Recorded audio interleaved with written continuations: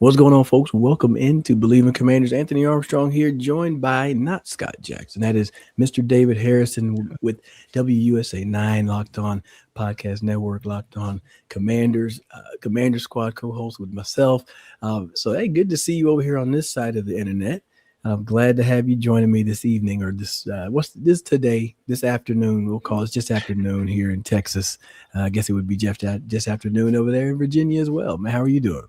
Oh, I'm doing great, man. I appreciate the invite. Good to see you as always. Yes, indeed, man. So a lot of news up there in the DC market. Obviously, the new stadium renderings have been dropped. You've been retweeting a lot of those, getting a lot of people's insights. And I tell you, my feedback on it is just growing up here in Texas. I used to see DC architecture all on TV, and I grew up kind of loving architecture, liking it. Didn't go into that field. So I love seeing the columns. I love seeing that hat tip to the Roman Greek eras. I can just imagine Josh Harris up there at the end of the game with a thumbs up or a thumbs down, deciding what happens to the opponent. Like, that would be a great image to put in with this stadium. But what has been your takeaway? What's your initial thoughts on the stadium, the new renderings, and just where they're going so far with that? You know what? That would be amazing. Actually, I think they need to figure out a way, like put like a little balcony out there or something. Like the Vikings out where the horn is and all that. Maybe like Josh can go out there, and that would be sick. Give him a toga and like a little whatever Caesar wore, where he had the little flowers, a little tiara for his hat. I know that's for princesses, but you get it. Yeah. No, that would be awesome. I think all the ownership would get in on that. I think people. I don't think people understand. I mean, I know you've been around a lot of games and stuff since the new ownership came in. Like, you see them, like the owners are there. Like, they may not be front and center all the time, but like the ownership group is well represented at these Commanders games on the road and at home. So I'm looking forward to everything that they're doing. But yeah, I mean, I love the architecture of it. I'm not an architecture like major or anything like that, but like the columns are great. I think I said on Locked On Commanders, my favorite monument, like when I go around the National Mall, my favorite monument is the Lincoln Memorial, or my favorite memorial is the Lincoln Memorial. And I'm not gonna lie, like the columns is part of it, with him like sat deep into it. Like, it's just kind of like this, very authoritative, very, and obviously there's the history also of the steps in front and the view of the Washington Monument. Like, it's just cool. You know what I mean? It's just great. But I thought that the architecture was cool. Like, a lot of history, like you said, like that old style column look and all that stuff, the callback to RFK, but also like the clean lines and the glass. And that's really kind of where we're going, is like all the glass. Like, the Falcon Stadium is all metal. It's just like a big ball of metal. And it kind of looks modern in its own way that way. But like US Bank is glass. SoFi has a lot of glass. And like, I think that's just kind of a clean, more modern look to it. And I think that the thing that stood out to me most is, and obviously we don't know the full details of what's going inside the facility yet, but just from the mock-ups, it looks like the inside is going to be very modern, very new tech, high tech type of stuff. But then the outside is just very clean, very classic, which honestly is kind of what Washington D.C. is, right? Like, everything modern is going through or happens in Washington D.C. in the district, but also you have the classic history. So that was a really good blend of what the district really is. I think they've done a good job so far. HKS being the architecture firm based out of Dallas here, putting that thing together. You talk about the Lincoln Memorial, a cool design cue or tip or whatever they could take is in behind some of those columns. Maybe they put some historic players, right? Maybe they could redo that Sean Taylor statue, right? Do that in the right accord. Have that as you walk up. That'd be pretty iconic. Have all your historic players in porcelain or stone, whatever type of medium they want to use. But whoever's going to help defend home field is what's really going to make the most importance right now. The Commanders and Dan Quinn, they've hired David Blough, or promoted David Blough. We've spoken about this, that he has a mini MBA of sorts, of just all of the offenses that he's been in, both as a player and as a coach. And he brings this to the table. So it's a very unique situation. What is your take on it with him being in, just briefly on David Blough being the OC? Yeah, I mean, I'm excited about his pedigree, right? And everything that he's kind of been through and all the systems that he's come through. Like, he's played in some heavy power run type of systems. He's played in some air raid systems, and he's played in everything kind of in between. What I really have enjoyed digging into, and I'm actually going to drop this episode on Locked On Commanders Friday evening myself, is I went back through, he's only got 9 starts in his NFL career from his playing days. But Anthony, like quarterbacks have a say. Like some of them have complete control, some of them at least have a say. But quarterbacks have a say in what the scripted plays are going to be for an offense. So in a lot of ways, you look at those first 10 to 15 plays, and you can kind of gather a personality of a quarterback and kind of who he is as a competitor.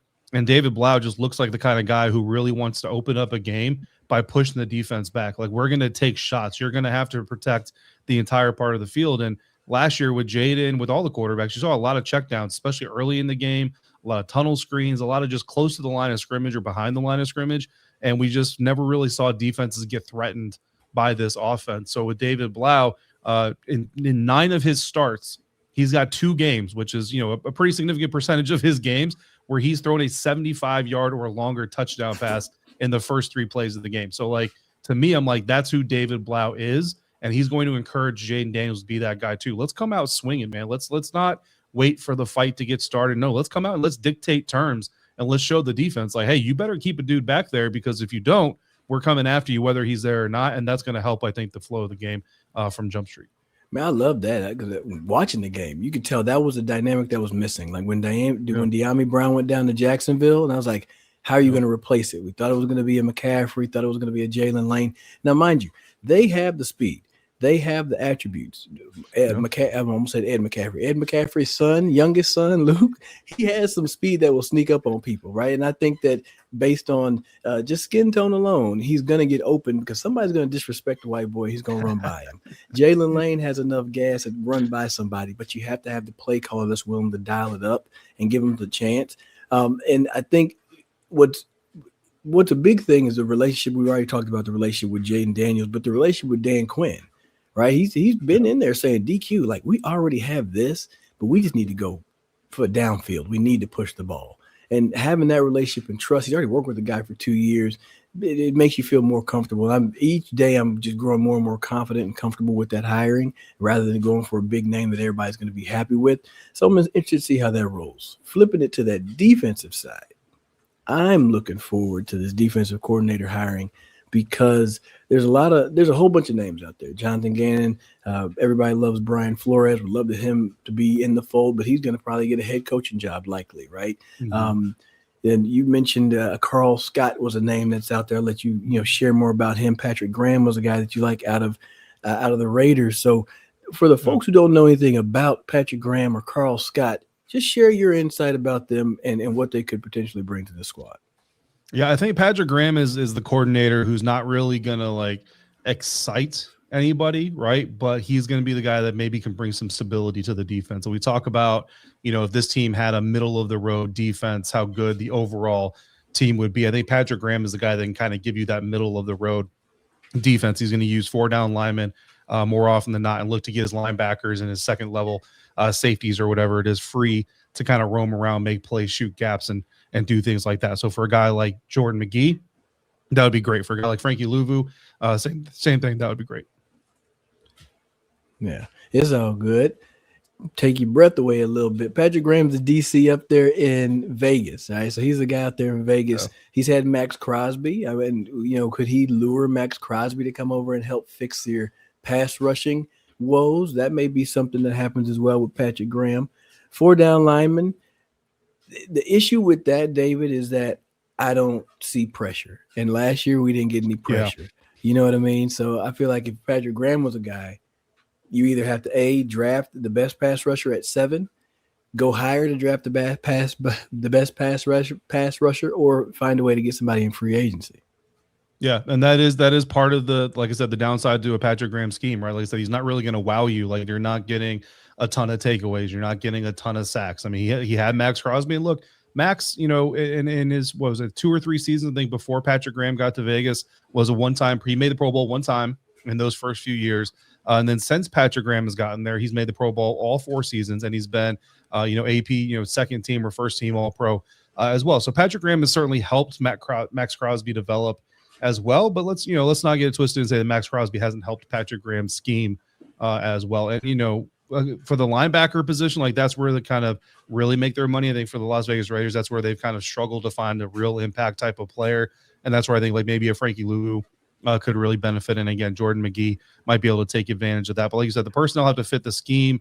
And that's really, it's like I said, like Graham's scheme is going to get you to like a 6 out of 10, right? Like average, above average.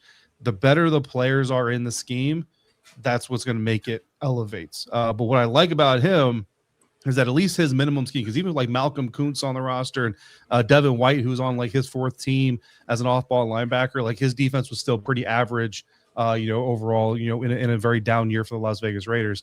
Then you flip it over to like a Jonathan Gannon, and the one great year he had in Philly, 70 sacks as a team. He had 10 dudes who are 10 dudes. He had 4 dudes who had 10 or more sacks just individually, like over 40 sacks, almost 50 sacks just in those 4 guys alone. And you see with Gannon's scheme, like he doesn't generate pressure either. You have to have the pressure makers. The problem is the seasons where he didn't have those guys to generate pressure on their own, or you go to Arizona where he didn't have the qualified roster. Not only was his defense not able to sustain that level of production, it was bottom of the league.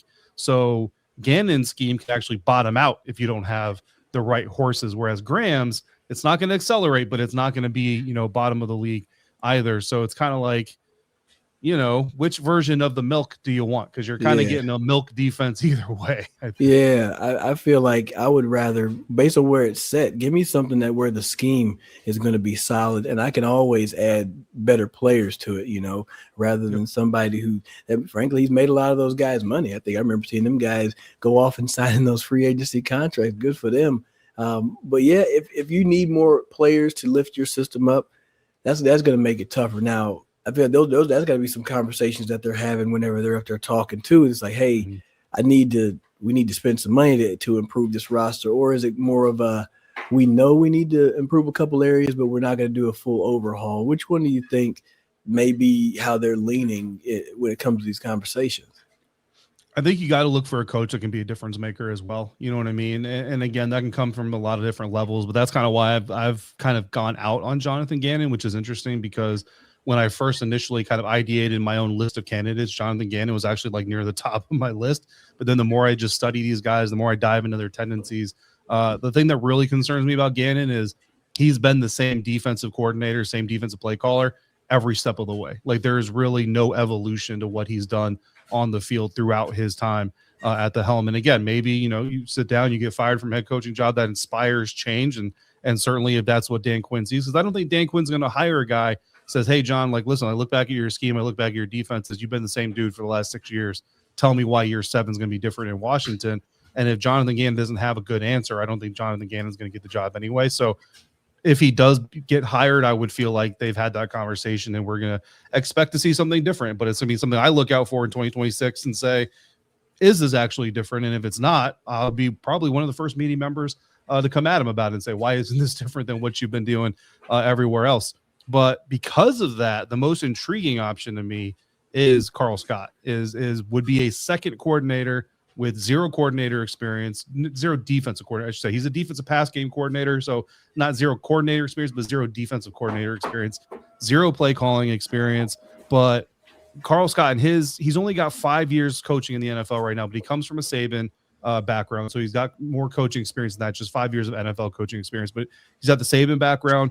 He's been a coach in an A-gap heavy system. He's been a coach in a cover 3 system. And now he's a coach in Mike McDonald's heavy disguise system. So he has not only operated within all these systems, but he has elevated and he's climbed the ladder every step of the way. Like this isn't a coach that has been introduced to something new and had to take a step back or had to take a step and even stay level. Like even in his 2022 Seattle Seahawks season under Pete Carroll, from 2022 to 23, he goes up from being just the defensive backs coach to being the senior assistant coach. So first year in a cover 3 system, boom, he's getting a promotion. Then Mike McDonald comes in. He's the only coach that Mike McDonald kept from Pete Carroll's staff when he took over the Seahawks defense. And now here he is getting defensive coordinator interviews. I think that he's an up-and-comer.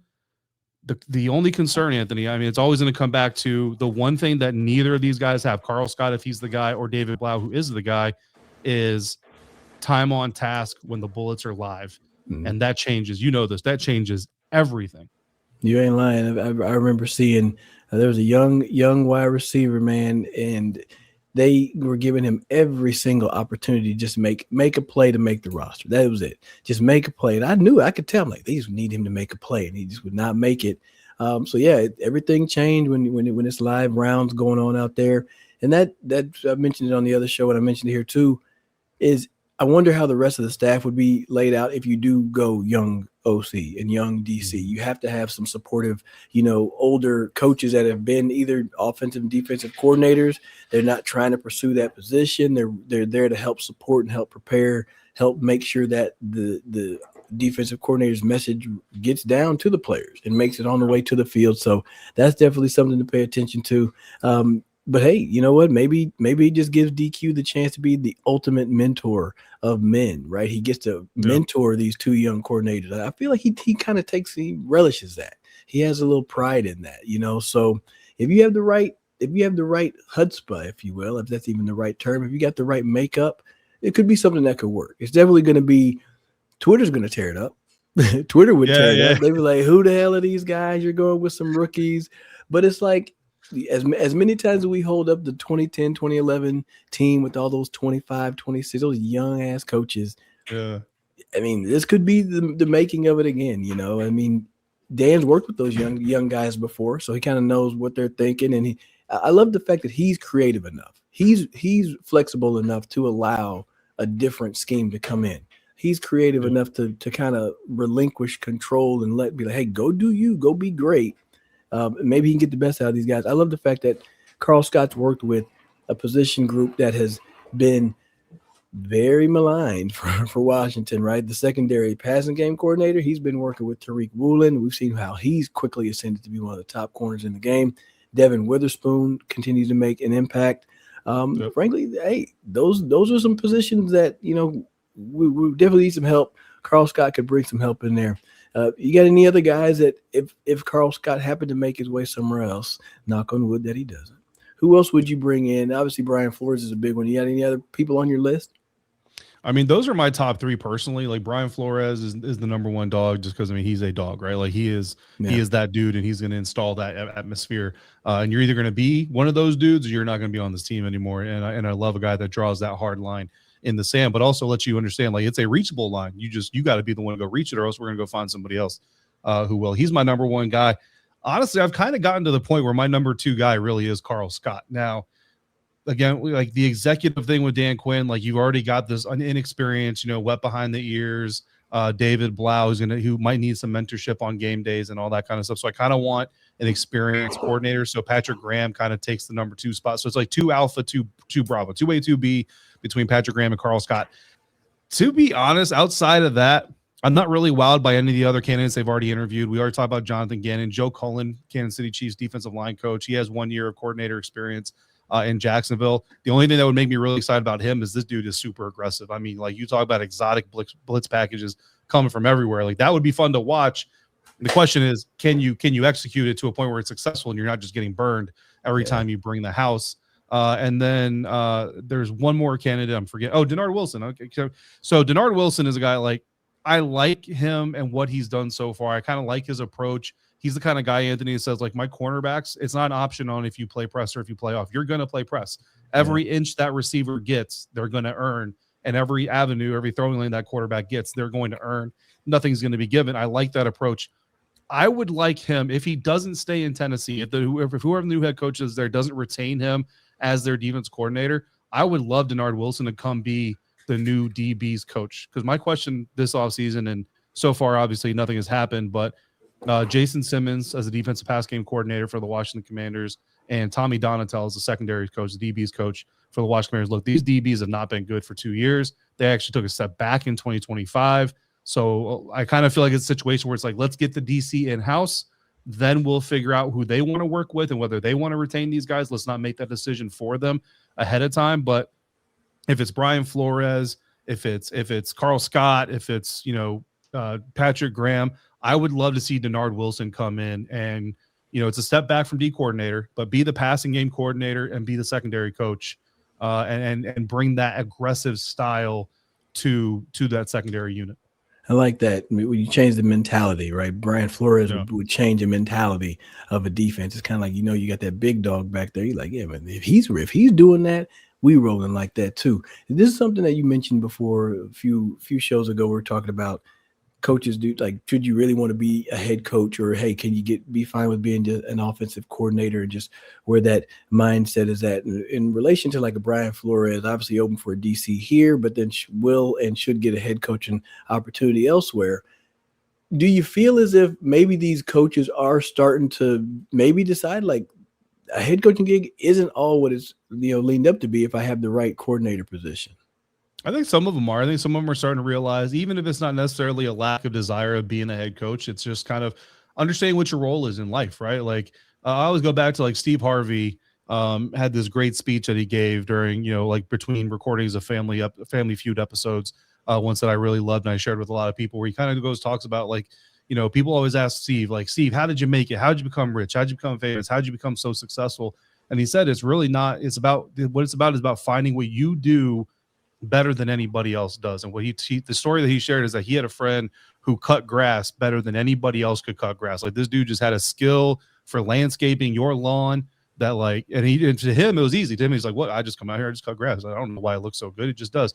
And he turned that from a local neighborhood business to $1 million operation, landscaping, major company, doing things like that. It's really just about finding what you're great at and being great at that, and understanding that you don't have to be great at any other thing that somebody else tells you, or being great at anything else that maybe other people tells you is the real pinnacle. Like being the best offensive coordinator is the pinnacle of a mountain peak in the NFL mountain range. Like the Mount Everest might be head coaching. It might be the best quarterback ever. I don't know what the Mount Everest peak of that NFL mountain range would be, Anthony, but guess what? If you're standing on the top of just one of those peaks, that's pretty impressive where I come from. And if you're Josh McDaniels figuring out that, look, like maybe my lot in life is to be one of the greatest offensive coordinators to ever coach this game, there's like, bro, if you don't want that position, give it to me. Like you come be the Locked On Commanders host, I'll go be the best offensive coordinator to every coach this game, and I'll be fine in your life. You know what I'm saying? Not that I'm not happy with my own life, but I think that's kind of where, we're getting into like societal conversations here, right? But what stood out to me really, Anthony, like in this vein, and I don't have confirmation that he didn't, but we have confirmation that Brian Johnson, Washington Commanders offensive pass game coordinator, assistant head coach, did interview for the offensive coordinator position. Anthony Lynn was not on that list for interviewing for the offensive coordinator position. However, he also hasn't been fired. He hasn't asked for his release, at least, yet. And David Blough has been on the job for a minute now. Anthony Lynn was actually offensive coordinator for a period of time in Detroit when David Blough was on the roster. So they know each other from back then as well. I'm not sure that Anthony Lynn isn't just like run game coordinator, running backs coach. I'm good. Like that. Yeah. This is just what I'm going to be. And if that's where Anthony Lynn is happy and successful and being a part of the NFL, the game that he loves, like I'm happy for him if that's the reason he didn't interview. And it kind of looks like maybe more coaches are going that way. Yeah, and I love that you said that. And it makes me think about the DQ effect, the environment that he creates. I mean, it's kind of like when coaches will get fired, college coaches get fired, and then find their way to Tuscaloosa, Alabama to be an offensive analyst for a season because they're trying to go and be a part of that organization to get things back on track. I think Coach Lynn, he having been a head coach, having been up there before. I mean, he's from right up the road from here. He's very involved in his foundation. So, yeah, you're one of 32, regardless of it being 32 different teams. Sometimes you have to chase that mountaintop. And I know we're talking societally, but sometimes you have to chase that mountaintop and kind of get a taste of that air, see if that's really even what you want to be a part of. But ultimately, the person they bring in is going to be the right addition for the team. It's going to be the right addition to help elevate the players on the field and put together a better product on the field on Sundays, Mondays, occasional Thursdays, and Saturdays. But for David Harrison, look, I appreciate you coming and joining us, joining me, stepping in for Scott Jackson. Y'all make sure you follow David all over the place. Does awesome work of his articles, his writing, his Locked On content as well. The man knows what he's talking about. Man, appreciate him for his service as well. But for David Harrison, I'm Anthony Armstrong. Y'all take it easy, be safe, and hail to the Commanders.